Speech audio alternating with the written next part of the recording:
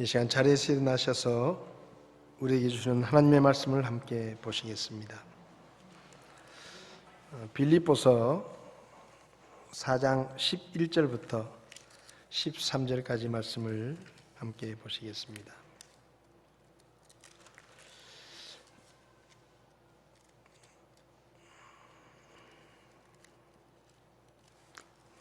빌립보서 4장 11절부터 13절까지 말씀을 우리 한 목소리로 같이 읽도록 하겠습니다. 내가 궁핍함으로 말하지 아니하노라. 내가 어떤 처지에 있든지 거기에 만족하는 것을 내가 배웠노니 내가 비천하게 되는 것도 알고 풍부하게 되는 것도 알아. 어디에서나 모든 일에서 배부른 것과 배고픈 것, 풍부한 것과 궁핍당하는 것을 다 배웠노라. 나를 강하게 하시는 그리스도를 통해 내가 모든 것을 할 수 있느니라. 아멘. 잠시 기도하시겠습니다. 지금도 살아 계셔서 우리를 보시고 우리를 아시고 우리의 형편을 살피시며 각자의 형편과 처지를 따라 우리를 도우시고 주님의 뜻대로 인도하시는 하나님의 은혜를 감사합니다. 우리에게 말씀하시되 그 말씀을 들을 뿐만 아니라 순종하기를 원하시고 하나님께서 말씀에 약속하신 그 놀라운 축복들을 우리가 받아 누리기를 원하시는 그 주님의 마음을 저희들이 헤아리며 오늘도 하나님의 말씀을 함께 나눕니다. 주의 성령님께서 우리에게 친히 말씀해 주시고 이 말씀으로 올 한 해 하나님의 말씀 속에서 우리를 향한 주님의 뜻을 깨닫게 하시고 길을 찾아 하나님이 원하시는 길을 걸어갈 수 있도록 저희들을 가르치시고 도와주시기를 원합니다. 부족한 종을 세우셨지만 사람의 생각은 감추시고 오직 하나님의 말씀만 선포되게 종을 써 주시옵소서. 예수님의 이름으로 기도했습니다. 아멘. 자리에 앉으시겠습니다.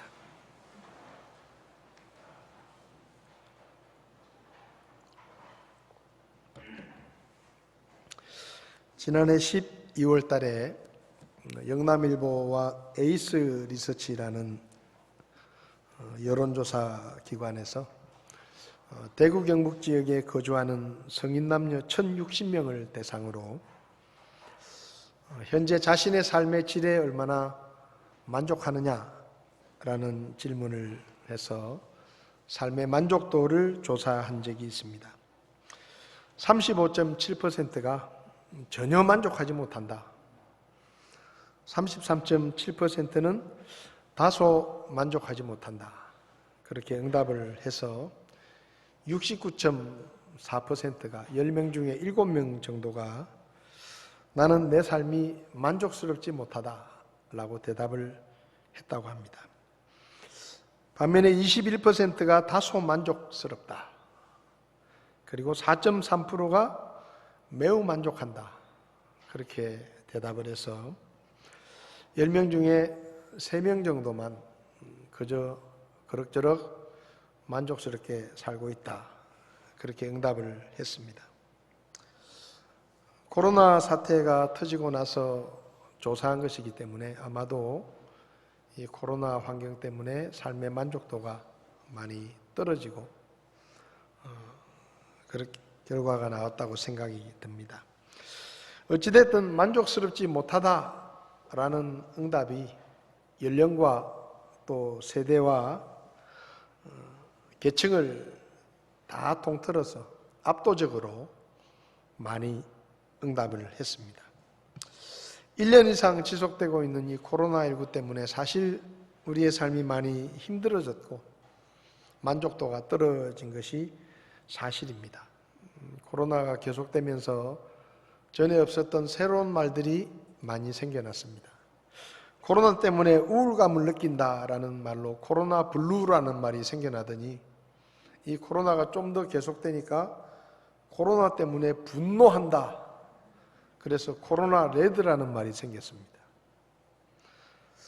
근데 이 코로나 레드를 넘어서 앞으로의 삶이 절망스럽다. 그렇게 생각하는, 암담하게 느끼는 코로나 블랙이라는 말이 또 생겼습니다.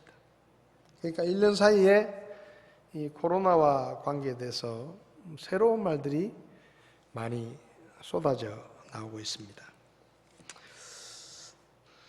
저는 오늘 이 빌립보서 4장의 말씀을 가지고 하나님의 말씀 속에 만족의 길이 있습니다 라는 제목으로 말씀을 좀 드리려고 합니다.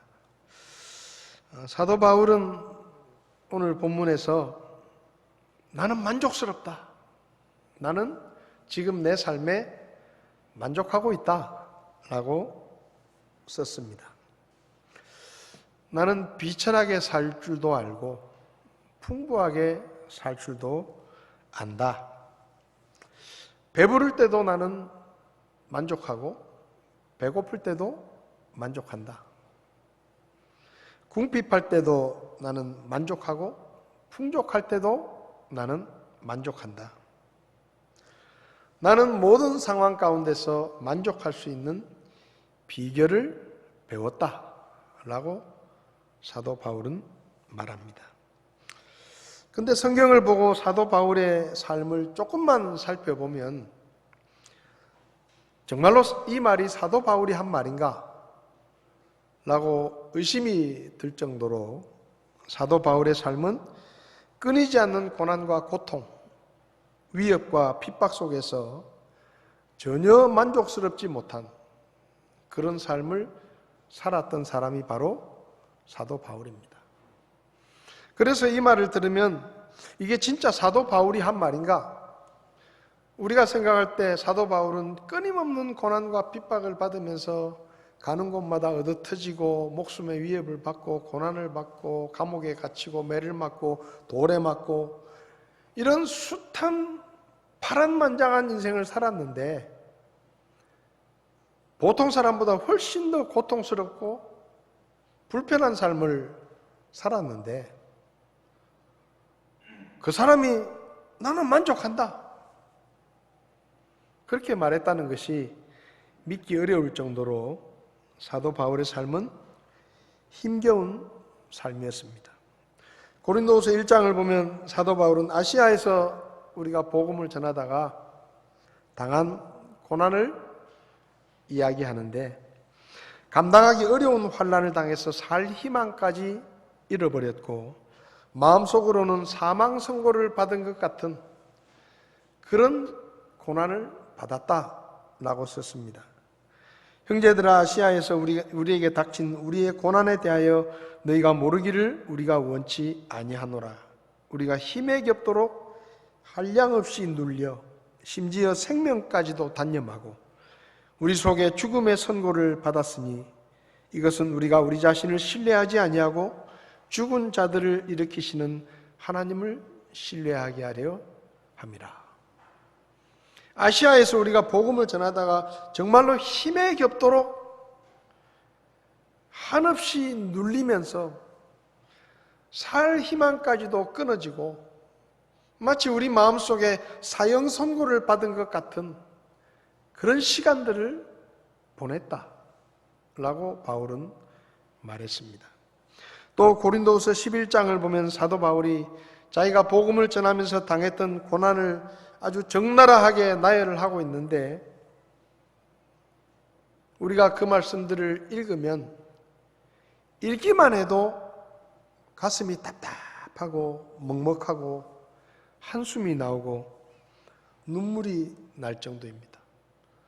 그러니까 사도 바울이 당한 고난을 우리가 직접 당하는 게 아니라 읽기만 해도 가슴이 답답하고 얼마나 힘들었을까. 정말로 바울은 너무너무 고통스러웠구나 하는 그런 마음에 애처롭기도 하고 눈물이 날 만큼 그런 힘든 일을 겪었는데 그 일을 직접 온몸으로 겪었던 사도 바울의 마음은 어떠했겠습니까? 고린도후서 11장 23절부터 27절을 보면 그들이 그리스도의 사역자냐 내가 어리석은 자처럼 말하거니와 나는 더욱 그러하도다. 내가 수고를 더욱 넘치도록 하고 매도 지나치게 맞고 감옥에도 더 자주 갇히고 여러 번 죽을 뻔하였으니 내가 유대인들로부터 40에서 하나 뺀 매를 5번 맞았으며 3번 몽둥이로 맞고 한 번 돌로 맞고 3번 파선을 당하여 한밤과 한낮을 기쁨 속에 있었으며 자주 여행하면서 물들의 위협과 강도들의 위험과 내 동포로 인한 위험과 이교도들로 인한 위험과 도시에서의 위험과 광야에서의 위험과 바다에서의 위험과 거짓 형제들 가운데서의 위험을 당하였고 또 지치고 아프고 여러 번 밤을 새우고 굶주리고 목마르고 여러 번 금식하고 추위를 당하고 헐벗었노라. 읽기만 해도 가슴이 짠해지는, 정말로 쉴 새 없이 고통스러운, 끊임없는 고난이 밀려오는 그런 인생을 살았던 사람이 사도 바울입니다. 오늘 우리가 읽은 이 빌립보서는 사도 바울이 로마의 감옥에 갇혀서 쓴 성경인데, 이 빌립보서를 쓸 때도 사도 바울은 감옥에 갇혀서 언제 죽을지 모르는 그런 절박한 상황 속에 있었습니다. 그런데 그 상황 속에서 사도 바울은 말하기를, 나는 만족한다. 지금의 내 삶에 만족한다 라고 말한 것입니다. 그렇다면 사도 바울이 어떻게 그 모진 고난과 고통을 겪고 핍박과 환난이 끊이지 않는 삶을 살고 심지어 감옥에 갇혀 있으면서도 나는 만족한다 라고 말할 수 있을까? 오늘 이 말씀을 통해 우리도 사도 바울처럼 어떤 처지에 있든지 어디에 있든지 어떤 형편에 있든지 모든 일에서 만족한다 라고 이야기할 수 있는 만족의 비결을 배울 수 있었으면 좋겠습니다. 첫 번째로 사도 바울은 왜 이렇게 만족스러운 삶을 살았느냐? 세상이 주는 만족을 구하지 않았습니다. 사도 바울은 세상이 주는 만족을 구하지 않았고 세상으로부터 만족을 얻는 것을 포기했습니다. 사도 바울은 내가 궁핍하든지 풍부하든지 배부르든지 배고프든지 어떤 처지에 있든지 거기에 만족하는 것을 배웠다라고 말했습니다. 바울은 배부를 때나 풍부할 때뿐만 아니라 배고플 때나 궁핍할 때 어떤 처지에 있든지 거기에 만족하는 비결을 배웠다라고 말했습니다. 다시 말하면 사도 바울은 배가 부르기 때문에 무엇인가 풍부하기 때문에 만족하는 것이 아니라는 말입니다. 바울은 배부른 것이나 풍부한 것이 자기를 만족시킬 수 없다는 사실을 알았기 때문에 사도 바울은 그런 것들로부터 만족을 얻으려고 하지 않았습니다. 많은 사람이 세상이나 세상에 있는 것들이 우리에게 만족을 줄 것이라고 기대하고 생각하면서 물질적인 것들을 추구하지만 사람은 영적인 존재이기 때문에 이 세상에 있는 물질적인 것들로부터는 참된 만족을 얻을 수가 없습니다. 돈이 많으면 돈이 우리에게 만족을 줄 것이다 라고 생각하며 모든 사람이 부자가 되려고 애를 씁니다. 그런데 아무리 큰 부자가 되더라도 만족하지 못합니다. 저는 지금까지 살면서 목사님 이제 이 정도 돈을 벌었으니까 저는 이제 만족합니다. 저는 이제 더 이상 돈이 필요 없습니다. 그렇게 말하는 사람을 한 번도 본 적이 없습니다. 돈이 많든 적든 다 불만족스러워해요. 록펠러라는 이름을 들어보셨을 것입니다. 록펠러는 1839년에 뉴욕에서 약품 판매업자의 아들로 태어났는데 집안이 어려워서 어릴 때부터 칠면조를 키워서 팔거나 사탕을 대량으로 사가지고 팔면서 돈을 벌어야 했습니다. 1855년에 15살에는 아버지가 돌아가셔서 가장이 돼가지고 소년 가장이 되어서 고등학교를 중퇴하고 조그마한 곡물 위탁 판매 회사의 격리사원 보조로 취직을 해서 돈을 벌어서 집안 살림을 이끌어야 했습니다. 그러다가 1859년에 19살 때 친구와 함께 조그마한 곡물 중개 회사를 차렸습니다. 그리고 남북전쟁이 터졌는데 북군에게 소금과 돼지고기를 공급하면서 큰 돈을 벌었습니다. 그렇게 돈을 벌면서 가만히 보니까 석유 산업이 서서히 이렇게 발전하고 있는 것을 록펠러가 보았습니다. 그래서 1863년에 록펠러는 정유소를 설립을 해서 크게 성공을 하고 1870년에는 스탠더드 오일이라고 하는 정유회사를 차려가지고 4개월 동안에 무려 76개의 작은 정유회사들을 합병을 합니다. 그 인수를 하는 거예요. 4개월 동안에 76개를 인수를 한 거예요. 그래가지고 거의 미국의 정유산업을 독점하다시피 해가지고 1882년에는 미국 전체 석유의 95%를 공급하는 거의 독점적인 정유회사가 됩니다. 막대한 돈을 법니다. 그래서 43살에 미국에서 최고의 부자가 되고 53세 세계에서 최고의 부자가 됩니다. 이 록펠러가 세계에서 최고 부자가 되니까 수많은 사람들이, 기자들이 인터뷰를 요청했는데 한 번은 한 신문기자가 그에게 이렇게 물었습니다. 이제 당신이 세계에서 제일 돈이 많은 1등 부자가 되었는데 이제 만족하십니까? 근데 그 질문을 들은 록펠러가 고개를 설레설레 흔들면서 이 사람이 지금 무슨 말을 하는 거요? 만족이라니. 아주 냉담하게 대답을 하는 거예요. 그래서 신문기자가 아니 그렇게 돈이 많은데 이제 세계 1등 부자가 됐는데 그럼 도대체 얼마나 돈이 더 있어야 만족하시겠습니까? 그러니까 이 록펠러라는 사람이 이렇게 대답을 했다고 합니다. Just a little more.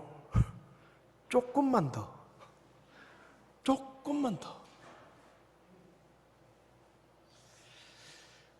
세계에서 가장 돈을 많이 가진 1등 부자가 되어도 조금만 더 만족하지 못한다는 얘기는 돈이 그에게 만족을 주지 못했다는 의미입니다. 전도서 5장 10절에서 돈을 좋아하는 사람치고 돈에 만족하는 이가 없고 재물을 사랑하는 사람치고 가진 것에 만족하는 사람이 없다. 이렇게 말씀했습니다. 은을 사랑하는 자는 은으로 만족하지 못하며 풍요를 사랑하는 자도 소득의 증대로 만족하지 못하리니 이것도 헛되도다. 솔로몬이 하나님께서 솔로몬을 통해서 우리에게 주신 말씀입니다. 돈을 좋아하는 사람치고 돈에 만족하는 사람 없고 재물을 사랑하는 사람치고 가진 것에 만족하는 사람이 없다. 아무리 많은 돈을 모아도 결국은 조금만 더의 욕망을 채우지 못하고 결국은 불만족 가운데 있게 된다라는 뜻입니다. 권력은 사람에게 만족을 줄까요? 많은 사람이 권력을 잡으면 만족할 것이라고 생각하면서 가장 높은 자리에 오르기 위해서 온갖 수단 방법을 가리지 않습니다. 선거철이 되면 편법과 불법이 난무하고 온갖 네거티브, 상대방을 수치를 드러내서 공격하고 거의 서로 죽일 듯이 싸우는 것을 우리는 계속해서 봅니다. 근데 그렇게 해가지고 권력을 잡으면 그 사람이 행복하고 만족하냐? 그렇지도 않아요. 전북대학교 신문방송학과의 강준만 교수라는 분이 있는데, 이분은 권력은 사람의 뇌를 바꾼다라는 제목의 책을 썼습니다. 개인이든지 어떤 단체든지 권력을 잡게 되면 뇌가 바뀐다는 거예요. 뇌가 바뀌어가지고 완전히 다른 사람이 된다는 거예요. 모든 게 달라진다는 겁니다. 힘을 갖게 되면 그 권력에 만족하지 못하고 더 큰 권력을 추구하고 결국 더 큰 권력을 가지려고 하는 그 욕망은 죽어서야 끝이 난다. 이렇게 썼어요. 권력에 대한 욕망은 죽어야 끝난다. 우리는 우리 과거의 역사를 통해 조선시대, 고려시대 왕이 된 다음에 자기의 권력을 지키기 위해서 때로는 형제를 죽이기도 하고 자기의 정적들을 제거하는 그런 슬픈 역사들을 우리는 많이 보았습니다. 최고의 자리에 올라서도 만족하지 못하고 조금 더 큰 권력을 갖기 위해서 죽어야 끝이 난다는 거예요. 죽어야. 독일 철학자인 베르나르트 그림이라는 사람도 권력은 오직 더 많은 권력일 때 만족한다. 권력이 더 커지는 것이 권력을 가진 사람의 기쁨이고 쾌락이다. 권력 역시 조금만 더 이 욕망을 채우지 못하고 만족을 주지 못한다는 것입니다. 그러면 쾌락은 어떨까요? 우리의 정신적인 즐거움이나 육체적인 즐거움이 우리에게 만족을 줄까요? 솔로몬은 전도서 1장에서 모든 것이 수고로 가득하여 사람이 그것을 말할 수 없나니 눈은 보는 것으로 만족하지 못하고 귀는 듣는 것으로 채워지지 않는다 라고 말했습니다. 2장 1절에서는 내가 내 마음속으로 이르기를 자 이제 내가 너를 희락으로 시험할 터인즉 쾌락을 즐기라 하였으되 보라 이것도 헛되도다. 세상이 주는 즐거움은 만족을 주기보다는 오히려 더 목마르게 합니다. 그래서 사람은 맛있는 음식을 먹고 있으면서도 더 맛있는 음식을 먹기를 기대하고 새 집에 이사를 하고도 며칠이 못 가서 이런저런 것들이 불편하다며 더 나은 집으로 이사 갈 것을 꿈꾸고 방금 뽑은 새 차를 끌고 거리에 나갔다가도 고급스러운 외제차를 타고 다니는 사람을 보면 부러워하고 사랑해서 결혼을 하고도 얼마 가지 않아서 음식을 좀 더 잘하는 아내를 만났으면 좋았을 걸. 돈을 좀 더 많이 번 신랑을 만났으면 더 좋았을 걸 하고 생각합니다. 잠시 만족하지만 금방 깨져버리는 즐거움이나 쾌락도 사람에게 만족을 주지 못합니다. 육체의 즐거움을 추구하는 사람들 점점점 더 큰 즐거움을 느끼기 위해서 변태적인 행동을 하기도 하고 마약을 하는 것이 사람의 모습입니다. 안 채워지는 거예요. 이 정도 즐겼으면 만족스러워야 되는데 그렇지 못한 겁니다. 그러니까 조금 더를 외치며 마약에 손을 대고 중독을 하게 되고 그게 사람의 모습이에요. 전도서 2장에서 솔로몬은 솔직하게 이야기를 합니다.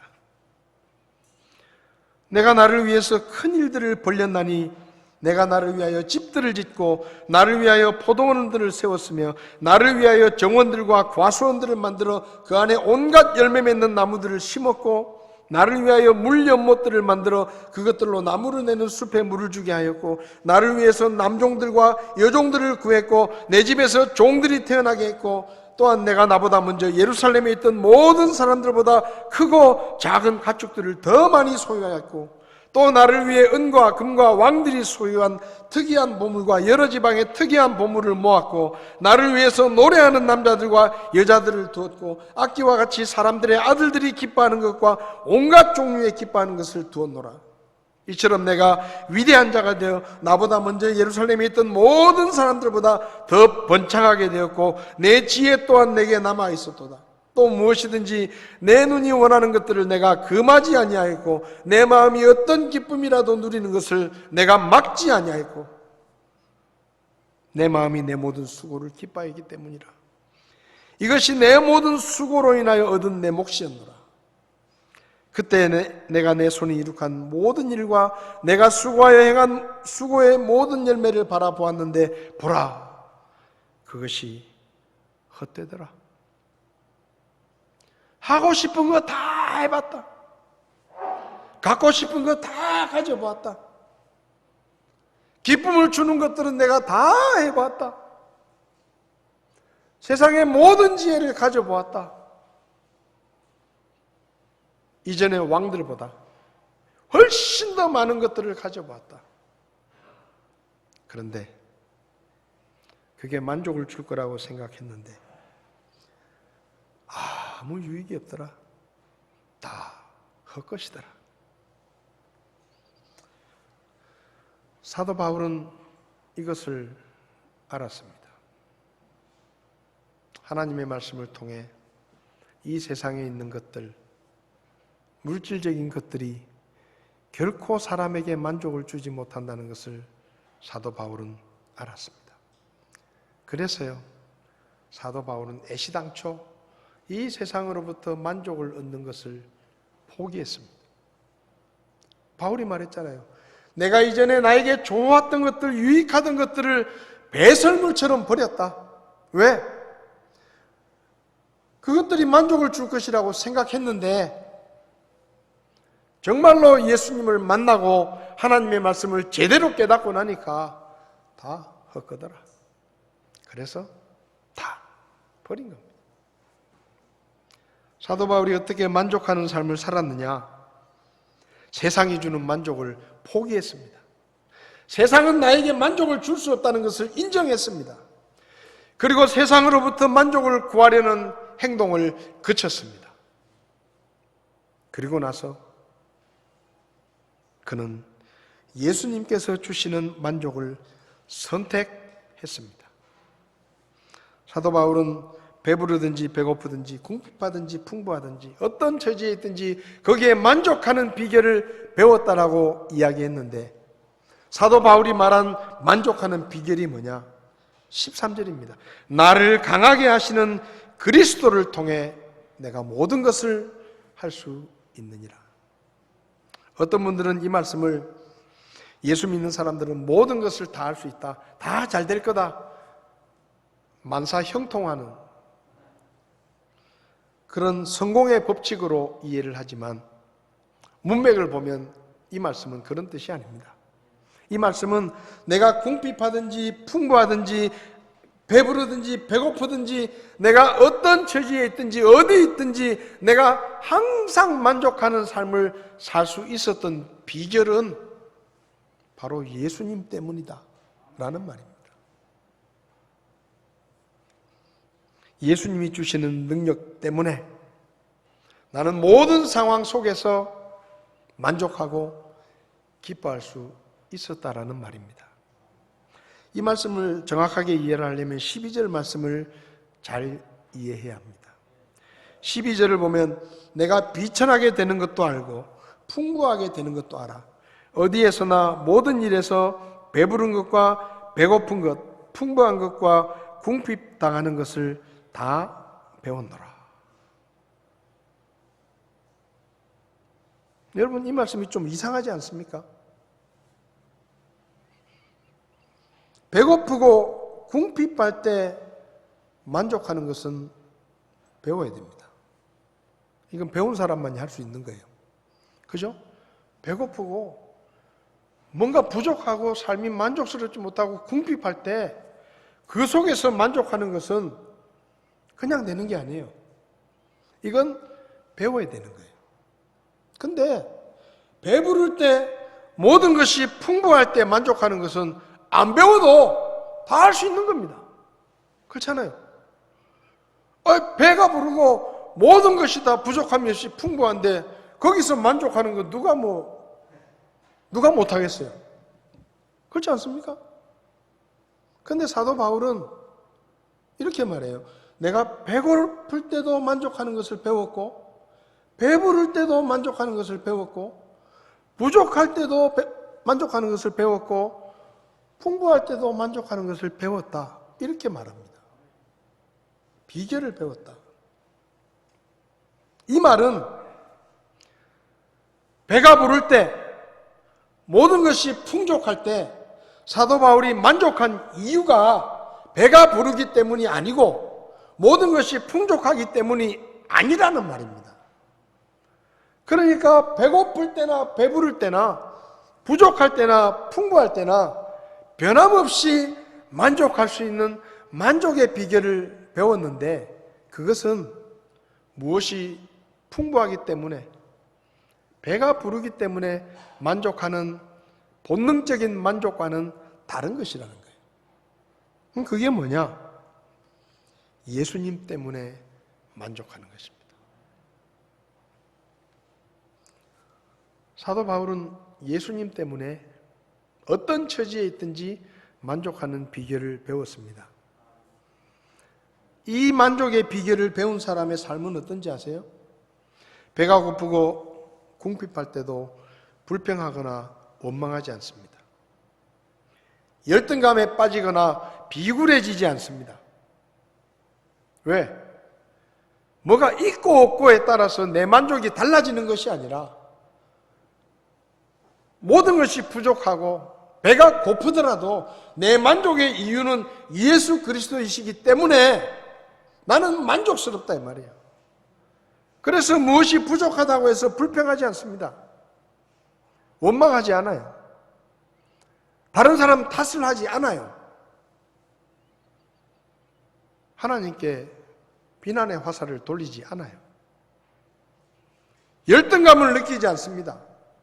남보다 내가 적게 가진 것 때문에 괴로워하거나 자기 자신을 우울하게 만들지 않습니다. 비굴하지 않습니다. 세상에 있는 것을 좀 더 가진 사람에게 비굴하게 고개를 숙이거나 그들에게 잘 보이려고 애를 쓰지 않습니다. 왜요? 있고 없고는 문제가 아니에요. 예수님 때문에 내가 만족하기 때문에 있어도 그만, 없어도 그만이에요. 그래서 스스로 열등감에 빠지거나 자기보다 더 가진 사람들 앞에서 비굴하게 고개를 숙이거나 그렇게 하지 않습니다. 언제나 당당합니다. 그리고 배가 부를 때 모든 것이 풍부할 때도 교만하지 않습니다. 허랑방탕하게 살지 않습니다. 나보다 적게 가진 사람, 약한 사람을 무시하지 않습니다. 거만해지지 않습니다.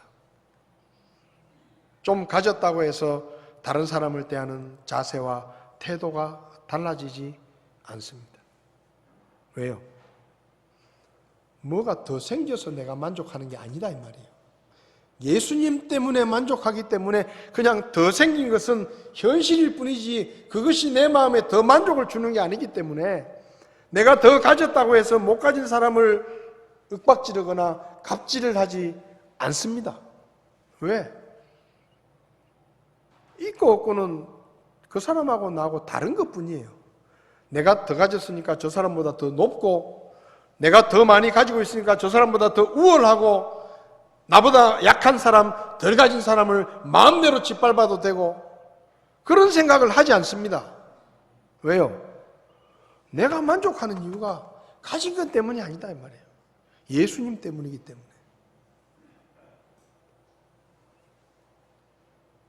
만족은 삶의 환경과 관계된 것이 아닙니다. 만족은 선택의 문제입니다. 우리는 살아가면서 선택을 합니다. 이 세상이나 세상에 있는 것들로부터 만족을 구할 것인지, 아니면 예수 그리스도를 통해 주시는 만족을 구할 것인지, 둘 중에 하나를 우리는 선택해야 합니다. 사도 바울은 알았어요. 이 세상에 있는 것들은 절대로 나에게 만족을 줄 수 없기 때문에 그런 것들이 주는 만족은 애시당초 포기를 한 겁니다. 버린 거예요. 둘 중에 하나를 선택하면서 하나를 버린 것입니다. 그리고 사도 바울은 예수 그리스도를 통해 하나님이 주시는 만족을 선택한 거예요. 1900년대 초반에 일본에 우찌무라 간조라는 그리스도인이 있었습니다. 그분이 쓴 글이 있습니다. 예수를 생각하고 나는 나의 가난함도 슬프지 않고 남의 부유함도 부럽지 않나니 예수를 생각하고 나는 오직 감사한 마음이 넘칠 따름이라. 예수를 생각하고 나는 몸의 환난도 괴롭지 않고 그 행복도 사모하지 않나니 예수를 생각하고 나는 오직 평강과 만족만 있을 따름이라. 예수를 생각하고 나는 일의 실패에 실망치 않고 그 성공에 뛰며 기뻐하지 않나니 예수를 생각하고 나는 오직 영원한 승리자이기 때문이라. 예수님을 생각하고 그분이 주시는 만족을 갖기로 선택하면 그 만족을 깨뜨릴 것은 이 세상에 아무것도 없습니다. 세상이나 세상에 있는 것들은 추구하면 추구할수록 우리를 더 배고프게 만들고 우리를 더 목마르게 만들고 조금만 더의 욕망을 채우기 위해서 우리를 노예처럼 부립니다.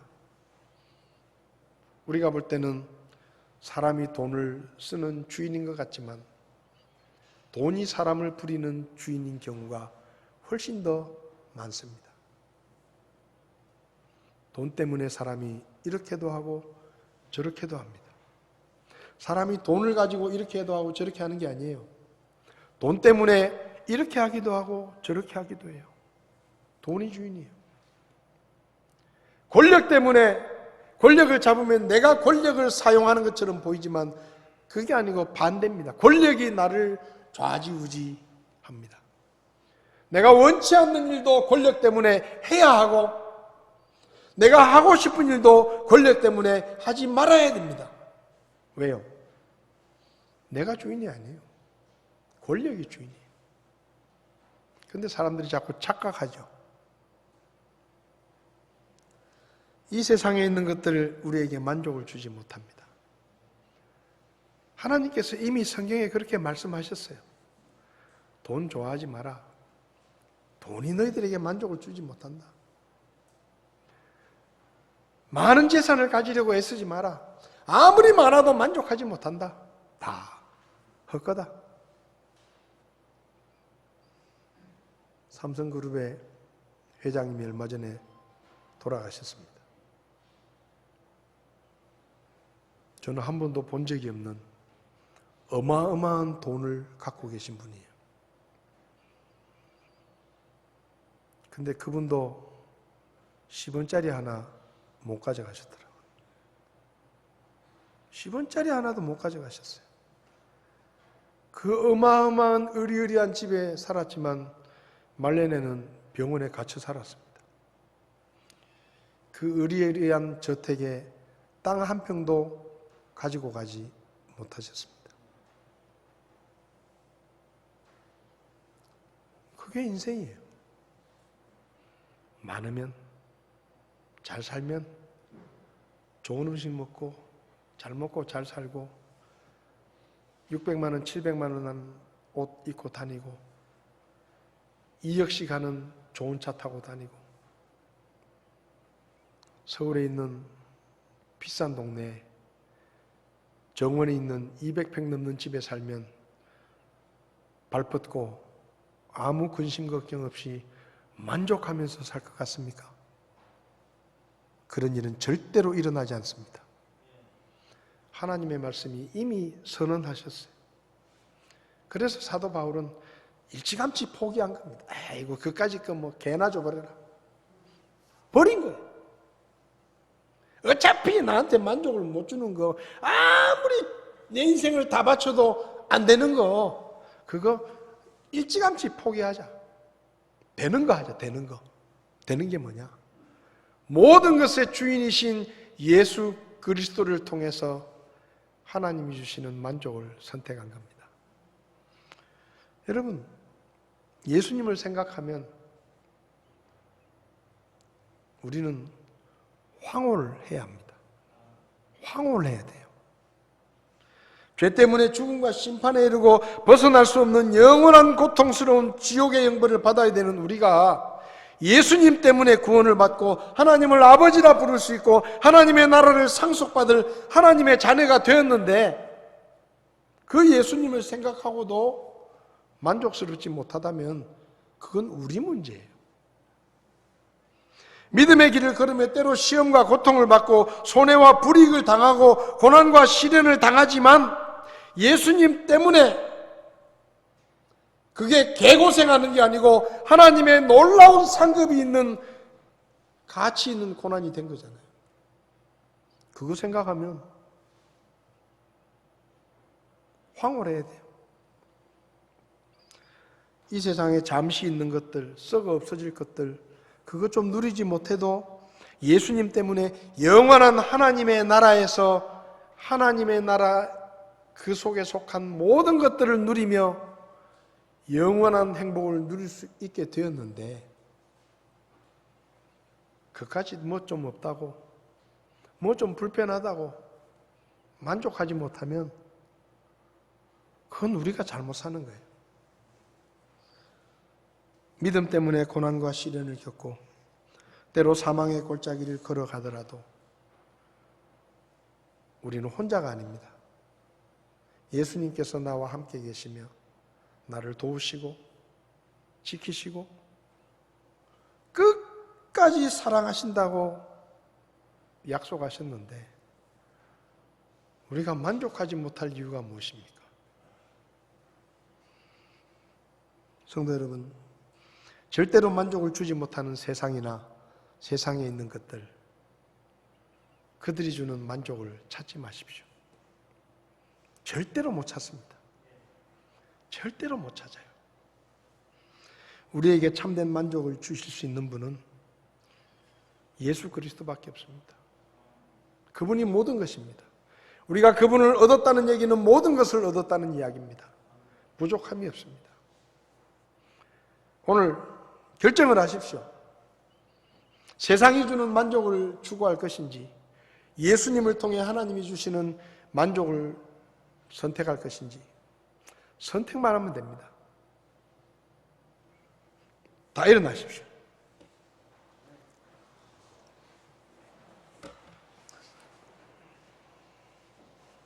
오늘 설교 끝내면서 찬송을 두 곡 하랍니다. 사람을 보며 세상을 볼 때 만족함이 없었네. 나의 하나님 그분을 뵐 때 나는 만족하였네. 저기 빛나는 태양을 보라. 또 저기 서 있는 산을 보아라. 천지 지으신 우리 여호와 나를 사랑하시니 나의 하나님 한 분만으로 나는 만족하겠네. 여기까지만 일단 한번 불러보겠습니다.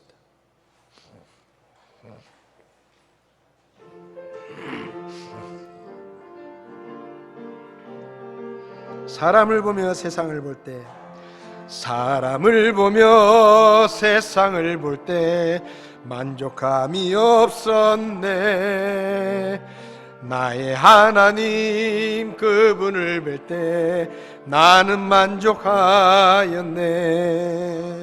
저기 빛나는 태양을 보라. 또 저기 서 있는 산을 보아라. 천지 지으신 우리 여호와 나를 사랑하시니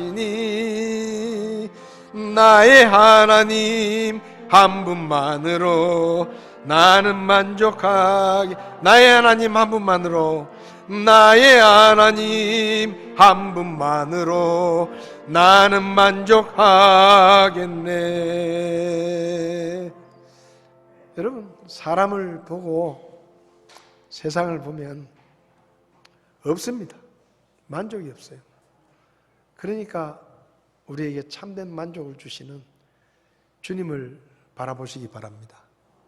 코로나가 힘들어서 우리 마음이 힘들더라도 이 가운데서도 여기까지 우리를 지키신 그 예수님을 생각하면 우리 마음속에 기쁨이 생기고 만족감이 생기고 찬양과 감사로 주님을 섬길 수 있을 것입니다.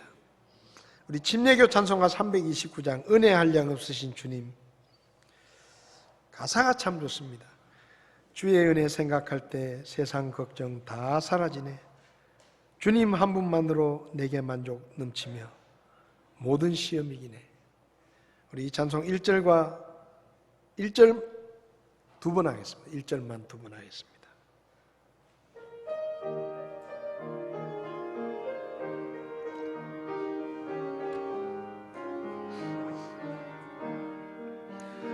은혜 한량 없으신 주님, 진히 십자가 지셨네. 이 세상에 폭풍심 하나 주님만의 쉼있네. 주의 은혜 생각할 때에 세상 걱정 다 사라지네. 주님 한 분만으로 내게 만족 넘치며 모든 시험이기. 한 번 더 하겠습니다. 은혜 한량 없으신 주님, 진히 십자가 지셨네. 이 세상에 폭풍심 하나 주님만의 쉼있네. 주의 은혜 생각할 때에 세상 걱정 다 사라지네. 주님 한 분만으로 내게 만족 넘치며 모든 시험 이기네. 반주 나올 때 여러분 마음속에 있는 근심과 걱정들, 불만족스러운 것들, 부족한 것 때문에 걱정하는 것들 주님께 내려놓으시기 바랍니다. 주님을 바라보시기 바랍니다. 내게 필요가 생길 때마다 나에게 채워주시겠다고 약속하신 그 좋으신 우리 주님을 바라보시기 바랍니다. 잠시 있다가 썩어 없어질 이 세상의 것들에 마음을 빼앗기지 말고 장차 우리가 가서 거하게 될 영원한 하나님의 나라의 소망을 두고 주님 한 분만으로 만족하는 삶을 살겠습니다. 그렇게 주님 앞에 고백하시기를 바랍니다. 은혜로우신 주님, 죄 때문에 죽어 심판을 받고 영원한 지옥에 가서 영원히 고통스러운 형벌을 벗어나지 못하고 살아야 될 저희들을 구원해 주셔서 하나님의 자녀로 삼으시고 영원한 하나님의 나라의 소망을 품고 살게 해주신 것 감사합니다. 때로 인생을 살며 풍파가 몰아치고 사망의 음침한 골짜기를 지나가고 사방으로 우겨쌈을 당해 아무런 소망이 보이지 않는 어둠의 한가운데 있을 때 그때도 주님께서 나와 함께 계시며 나를 붙드시고 나를 도우시고 나를 지키시는 그 하나님의 선하심을 찬양합니다. 아버지 하나님, 우리가 헛된 세상의 것들에 마음을 빼앗겨서 세상이 주는 만족을 구하지 않도록 도와주시고, 우리를 위해 목숨까지 내어주신 예수님을 바라보며 우리의 삶에 하나님이 주시는 만족을 누릴 수 있도록 도와주시기를 원합니다. 우리 가운데 근심 걱정이 있는 분들, 이 시간 하나님 앞에 다 내려놓게 하시고 염려되는 것들 주님께 다 맡기고 주님이 주시는 기쁨과 만족함 가운데 찬양하며 감사하며 믿음의 길을 기쁨으로 걸어갈 수 있도록 저희들을 도와 주시옵소서. 오늘도 우리에게 만족의 길을 말씀을 통해 가르쳐 주신 것을 감사드리며 예수님의 이름으로 기도했습니다. 아멘. 예배를 마치겠습니다.